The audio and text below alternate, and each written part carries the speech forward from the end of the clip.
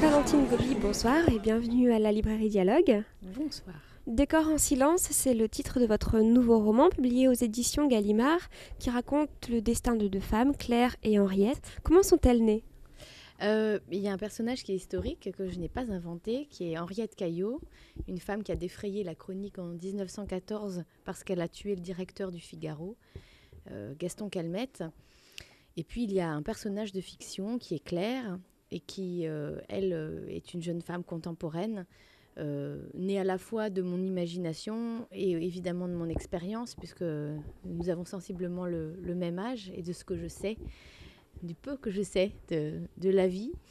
En sachant que le personnage d'Henriette Caillot, mon but n'était pas de ressusciter évidemment ce qu'elle a été dans l'histoire et officiellement, mais plutôt de la regarder avec un œil complice de femme, et qui n'est pas celui qui a été exposé dans les procès, mais qui est celle d'une femme passionnée, et comme Claire, le personnage contemporain, en proie à l'extinction du désir, ou qui fait face en tout cas à l'extinction du désir dans son couple. Alors vous placez ces deux histoires dans deux époques différentes. On est en 1913 et on est pour Claire, disons, à la fin du XXe siècle. Pourquoi avoir choisi justement ces deux époques ?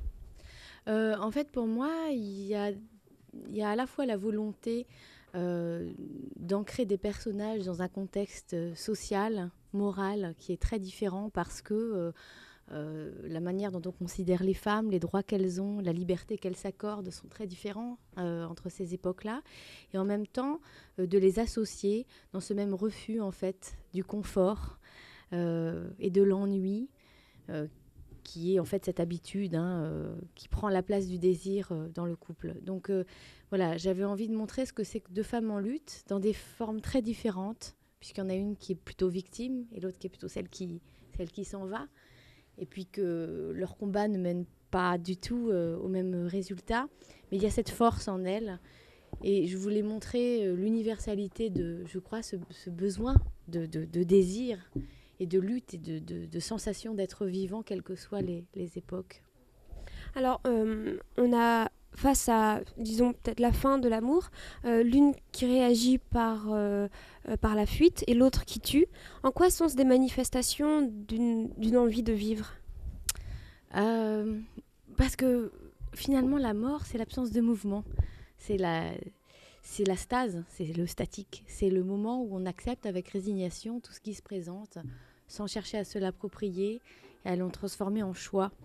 Et peut-être qu'on pourra les juger capricieuses, peut-être qu'on pourra penser qu'elles demandent trop à la vie. C'est vrai qu'elles veulent tout, ces femmes.